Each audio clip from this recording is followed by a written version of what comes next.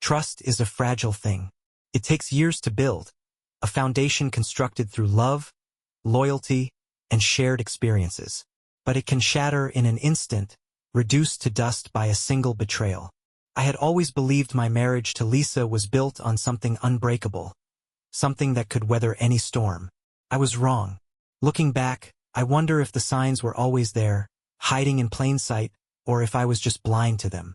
Lisa and I had been married for 8 years. We met in college, bonded over late-night study sessions and a shared love for classic literature. She was the kind of woman who could light up a room, effortlessly drawing people toward her. I had always admired her charisma, her ability to make people feel seen and valued. I never imagined that same charm would be the tool of my undoing. My brother, Jason, was my best friend long before Lisa came into the picture. We grew up together, navigating childhood battles and teenage rebellions side by side. He was the older one, the protector, the one I looked up to. No matter where life took us, I had always believed there was an unspoken rule between us: family first. We had different paths. He went into finance, while I pursued a career in architecture, but our bond remained strong. Or so I thought. Lisa had always been close to Jason. First, I welcomed it. It felt good to see my wife and brother get along so well. We spent holidays together, went on trips as a trio, and had countless dinners where laughter flowed freely. But somewhere along the way, that laughter began to feel different. It became exclusive. Inside jokes that I wasn't a part of, lingering glances I dismissed as nothing, hushed conversations that ended the moment I walked into a room. First, I ignored it. Paranoia was an ugly thing, and I refused to let it poison my marriage. Lisa loved me. Jason was my brother. There was no reason to suspect anything. But as time passed, the nagging feeling in my gut became impossible to ignore. Lisa started staying out late, claiming she was reconnecting with old friends. Her phone, once casually left on the kitchen counter, was now glued to her hand. Jason, who had always been present at family gatherings, suddenly had reasons to skip them. He claimed work was getting in the way, but I knew better. The man who never missed a Sunday dinner with our parents had now become a ghost. One evening, I found myself scrolling through Lisa's social media, looking for any clue to confirm or disprove the thoughts that were beginning to consume me. That was when I noticed something strange. Jason's name kept appearing in the liked by section of her posts, even the ones that had nothing to do with him. A simple detail, but in the grand scheme of things, it felt like a whisper of something darker. Doubt has a way of eating at you, turning every moment into a question.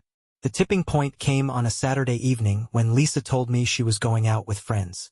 She kissed me goodbye, her lips lingering just long enough to make me feel foolish for ever doubting her. But something didn't sit right. A half-truth, wrapped in affection, was still a lie. I waited an hour before calling one of her closest friends, Sarah. If Lisa was with her, she would confirm it. But when Sarah answered, she sounded confused. She hadn't seen Lisa in weeks. That was all I needed to hear. I didn't know where Lisa was, but I had a strong suspicion. There was only one person she could be with. My stomach churned as I drove toward Jason's apartment. The idea of what I might find felt like a knife against my ribs, but I needed to see it with my own eyes. Needed to erase any last shred of doubt. When I arrived, I hesitated before knocking. The lights were on. The blinds were drawn. A voice inside me screamed to turn around, to leave it alone. But I couldn't. Not anymore. When Jason opened the door, his expression told me everything. Shock, guilt, fear, all written on his face before he could even speak. Behind him, Lisa stood frozen, wrapped in nothing but a thin robe. The way she clutched it around herself, as if fabric could shield her from the weight of her betrayal, made my blood boil. I didn't say a word. I didn't need to. The silence between us was louder than any accusation I could throw. Jason tried to speak, to explain, but what explanation could ever justify this? My wife, my brother, the two people I trusted most had torn my world apart in the most unforgivable way. Lisa's eyes were filled with tears, but I felt nothing.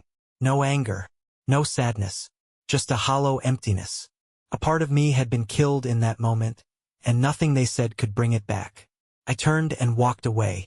But this wasn't over. I drove aimlessly for hours, my mind a storm of emotions. Every memory I had of my marriage, every childhood moment shared with Jason, now felt tainted. The betrayal wasn't just about infidelity.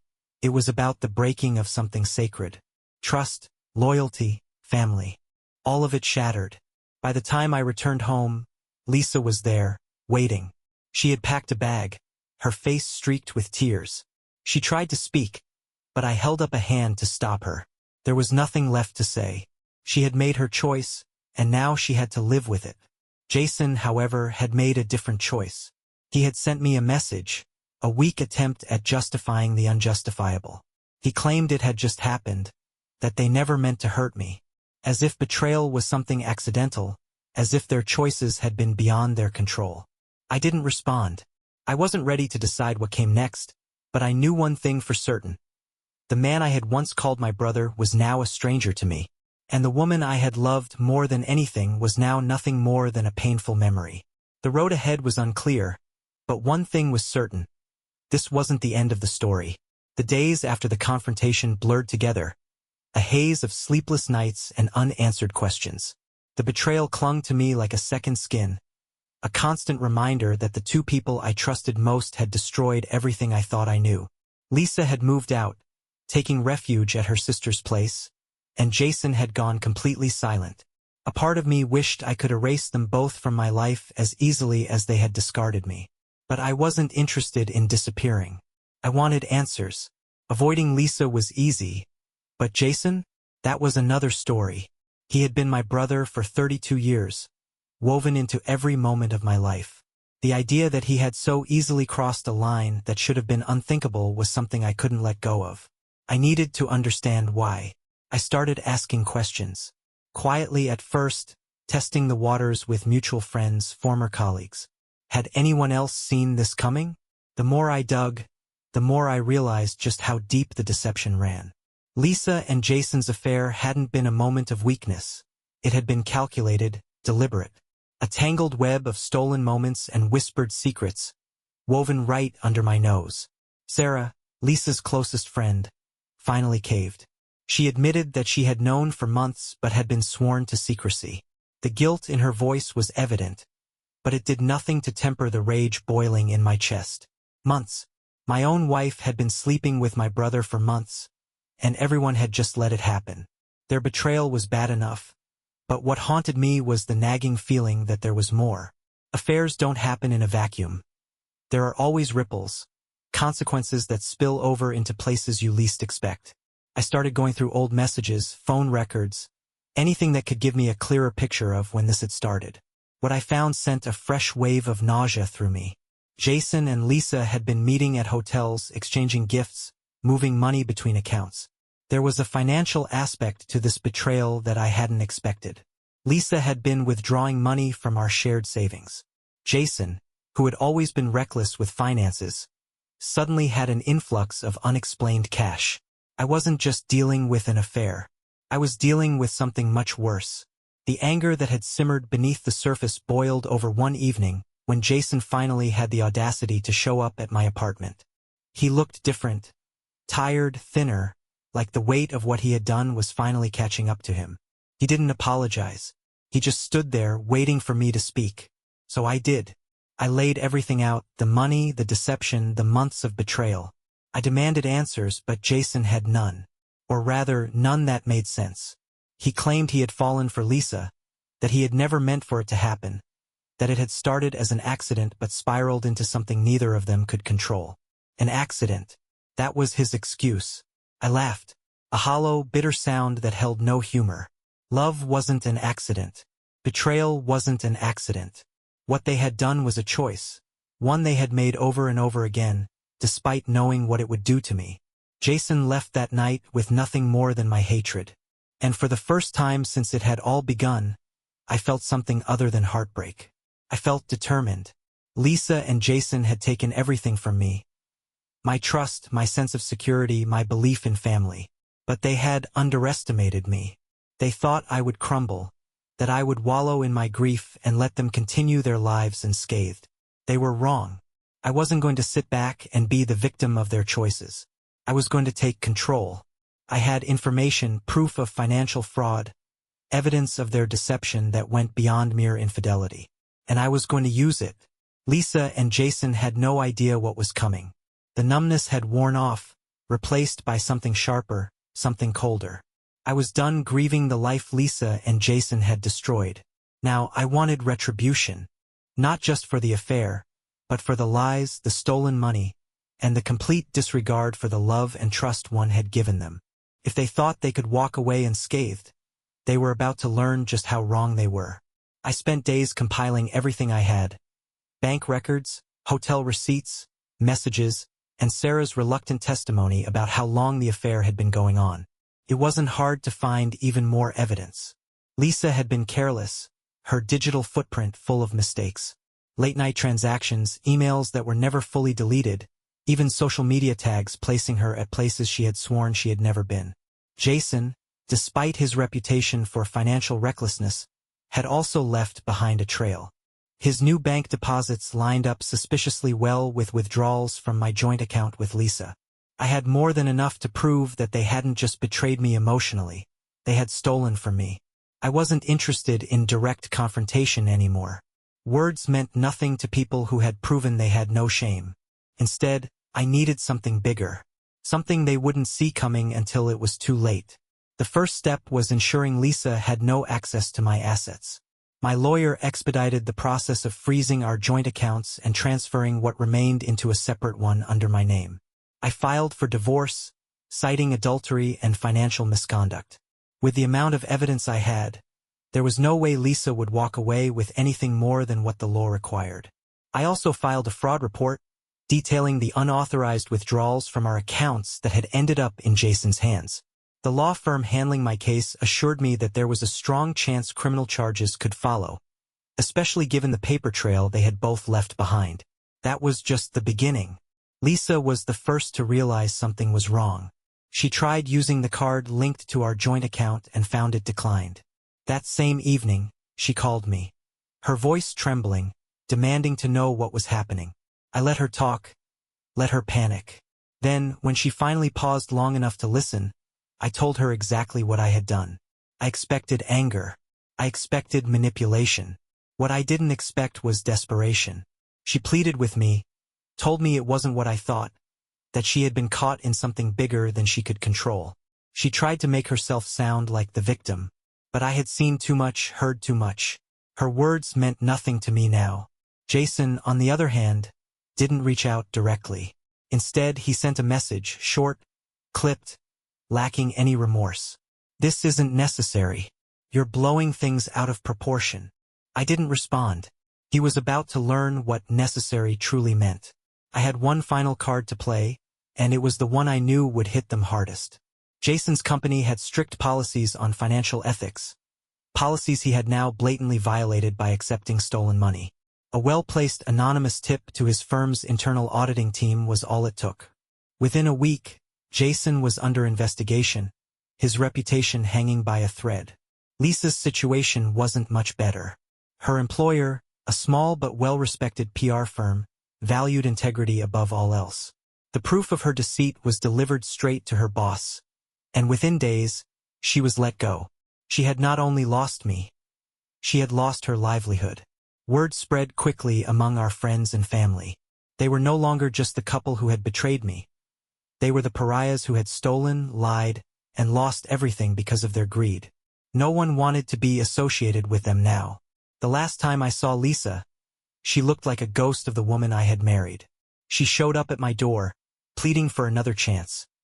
Not at our marriage, but at salvaging what was left of her life. She told me she had nowhere to go, that Jason had abandoned her the moment things got difficult. I felt nothing. The woman who had once been my world was now just another stranger who had wronged me. I closed the door in her face and didn't look back. Jason's downfall came not long after. He was fired from his firm, blacklisted from his industry for financial misconduct. The last I heard, he had left town, trying to outrun the consequences of his actions. But I knew that no matter where he went, his reputation would follow. Revenge hadn't healed me, but it had given me closure. The people who had betrayed me had finally faced the consequences of their actions. I had taken back control of my life, ensuring that they couldn't hurt me or anyone else again. For the first time in months, I felt free. The weight of revenge lifted, but in its place, a strange emptiness settled. I had spent months dismantling the lives of those who had betrayed me, ensuring Lisa and Jason faced the full consequences of their actions. But now that it was over, I was left standing in the wreckage, wondering what came next. With the divorce finalized, I had full control of the house. Every room felt different, haunted by the memories of a life I once cherished. I decided to purge it all, every trace of Lisa's presence. I repainted the walls, replaced furniture, and threw away everything that reminded me of her. It was cathartic, a necessary step toward reclaiming my life. I transformed the bedroom we had once shared into a personal office, a space that was mine and mine alone. For the first time in a long time, I felt like I was truly rebuilding. Jason was nothing but a ghost now. I had no desire to reconnect, no curiosity about where he had ended up. If he thought he could escape what he had done, he was wrong. The weight of his betrayal would follow him, just as it would Lisa. Revenge had kept me occupied, but now, I had nothing to distract me from the silence. Evenings stretched long, filled with thoughts of what could have been. I wasn't mourning Lisa. I had long accepted that our love was nothing but a lie, but I was mourning the version of myself that had believed in her, in my family, in the people closest to me. I reconnected with old friends, the ones I had unknowingly distanced myself from while trying to maintain a marriage that had been doomed from the start. They welcomed me back without hesitation, their loyalty proving stronger than I had given them credit for. Slowly, I found comfort in their presence, in the laughter and conversations that reminded me that life moved on. One evening, at a dinner party hosted by an old college friend, I met someone. Her name was Claire. She was sharp-witted, with a smile that disarmed me in a way I hadn't felt in years. We talked for hours, the conversation flowing easily, untouched by the weight of my past. I didn't tell her everything that night, nor did I need to. For the first time, I wasn't defined by the betrayal that had consumed me. I was simply myself, rediscovering who I was outside of the wreckage Lisa and Jason had left behind. Just as I began feeling like I had moved forward, a letter arrived in the mail. The handwriting was unmistakable, Lisa's. I hesitated before opening it, unsure if I was ready to hear whatever she had to say. Inside, the words were filled with regret. She claimed she had lost everything: her job, her stability, her dignity. Jason had abandoned her, their so-called love crumbling the moment real consequences set in. She asked for forgiveness, for understanding. She wanted to meet, to talk. I stared at the letter for a long time before setting it down. Forgiveness? Maybe in time. Understanding? Never. I didn't respond. I had no interest in giving Lisa the closure she was looking for. Some wounds needed to stay open, to serve as reminders of what should never be repeated. Instead, I focused on what was ahead. I was no longer just a man betrayed. I was someone rebuilding, someone learning to live again. And as I stepped forward, leaving the past behind, I realized that was the greatest revenge of all. Lisa's letter remained on my desk for days, untouched after that first painful read. I had spent months rebuilding myself, pushing past the wreckage she and Jason had left behind. The idea of meeting her, of allowing her any place in my future, felt like a step backward. But the more I thought about it, the more I realized that true closure didn't come from ignoring the past. It came from confronting it and then choosing to move forward. I agreed to meet Lisa, but on my terms. A public cafe, neutral ground, where there would be no dramatics, no chance for manipulation. When she walked in, I barely recognized her. The confident, charismatic woman I had once loved was gone. In her place was someone broken, someone who had lost everything. It should have brought me satisfaction, but instead, I felt nothing. She spoke first, her voice hesitant, uncertain. She told me how Jason had left her, how she had struggled to find stability after losing her job, her reputation, everything.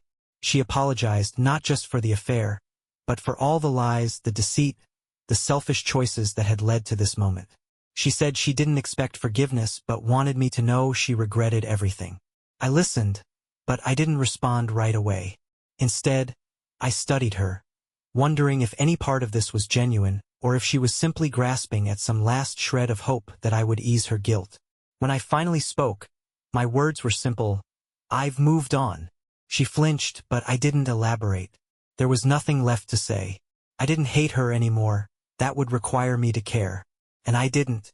Not anymore. Jason's fate came to me through whispers, fragments of information passed along by old acquaintances. He had bounced between jobs, never staying anywhere long. The industry had all but blacklisted him after the fraud allegations surfaced. He had tried to rebuild elsewhere, but his reputation followed him. I heard he had moved to another state trying to start fresh. But deep down, I knew that men like Jason never changed. They always sought shortcuts, easy wins. And eventually, they paid for it. I didn't need revenge anymore. Life had taken care of that for me. As for me, my world had grown beyond the betrayal. Claire and I had continued seeing each other, cautiously at first, then with more certainty. She was nothing like Lisa, and that was what I needed. She was steady, kind, and most importantly, honest. There were no secrets, no games, just two people figuring out what came next. I didn't rush things. I didn't need to. For the first time in years, I felt like I was in control of my own life. The past no longer dictated my future. One evening, as we sat on my porch, watching the sunset paint the sky in hues of gold and crimson, Claire reached for my hand. I held it without hesitation, knowing that this was the moment I had been waiting for. Not revenge, not validation, but peace. The past was done. The future was mine to write.